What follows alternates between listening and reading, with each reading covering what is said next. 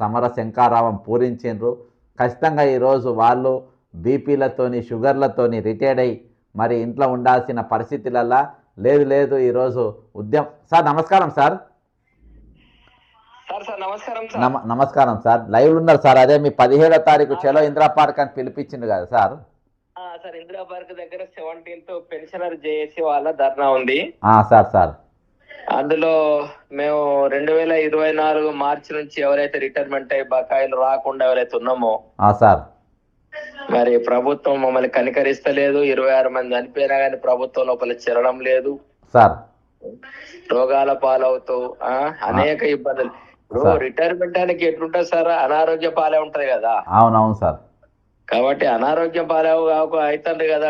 అందరు డబ్బులు ఉంటేనేమో ఉన్నాయి కదా డబ్బులు వచ్చి పట్టుకుపోతారు. ఇంట్లో కూడా పిల్లలు కూడా పట్టుకుపోతారు. ఆయన డబ్బులు ఉన్నాయి కదా తీసుకుపోదాం అంటారు సార్. ఇక ఎవరు డబ్బులు లేకపోతే ఏం చేస్తారు, ఎవరు పట్టుకుపోదు. మానసిక వేదనతో బాధపడాల్సి వస్తుంది సార్. సార్ అయితే రాత్రి నేను నైట్ లైవ్ పెట్టిన ఒక ఆయన నాకు ఫోన్ చేసి ఉండే రిటైర్డ్ భద్రాద్రి కొత్తగూడెం కదా. అవునవును సార్. ఎంత బాధ సార్. ఆయన వాళ్ళ అన్న బిడ్డ కిడ్నీ ఇచ్చిందంటే ఆమె ఎంత మంచి సార్. ఆమెకున్న కనికరం లేదు సార్ ప్రభుత్వానికి. ఇప్పుడు సొంత పిల్లలే వెనక ముందు చూస్తాను. అవును సార్. అటువంటిది అన్నయ్య కూతురు కిడ్నీ ఇచ్చి ట్రాన్స్ప్లాంటింగ్ చేసిందంటే అటువంటి కనికరం కూడా ఇవాళ ప్రభుత్వం లేదంటే ఇప్పుడు నేను అంటా సార్, ఇప్పుడు మాటికి ముందు మన ముఖ్యమంత్రి రేవంత్ రెడ్డి గారు ఏమంటాడు, నన్ను కోస్తా తింటారా, నన్ను వండుక తింటారా, ఏ సంక్షేమ పథకాలు ఆపాలంటాడు కదా.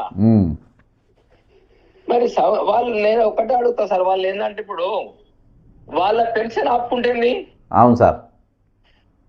మంత్రుల యొక్క ఎమ్మెల్యేల యొక్క వాళ్ళ జీతాలు ఆపాలండి.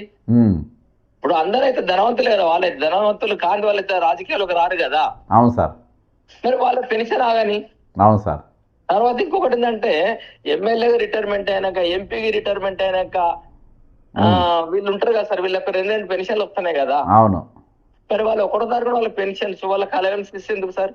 ఇప్పుడు ఓదిక్కు ప్రభుత్వ సేవల్లో మేము నిమగ్నమై 35-40 సంవత్సరాలు సేవ చేసి మేము ఇవాళ చావు బతుకుల్లో కొట్లాడుతుంటే మరి వాళ్ళు ఆపుకొని ఇప్పుడు సంక్షేమ పథకాలు ఆపడేందుకు? వీళ్ళని ఆపు, 6 నెలల జీతాలు ఆపండి. కరెక్టే. కానీ ప్రభుత్వం దగ్గర కనికరం చేస్తారు. ఎందుకంటే సరే ఏ ముహూర్తాన మహానుభావుడు కేసీఆర్ గారు మాకు 3 ఏళ్ళు పెంచిండో ఆ 3 ఏళ్ళ సేవలో మేము ప్రభుత్వాన్ని వెట్టి చాకరీ చేసినాం. అందులో ఒక 5%, 10% టీచర్స్ కు లేకపోతే ఎంప్లాయీస్ కు లాభం అయితే కావచ్చు. కానీ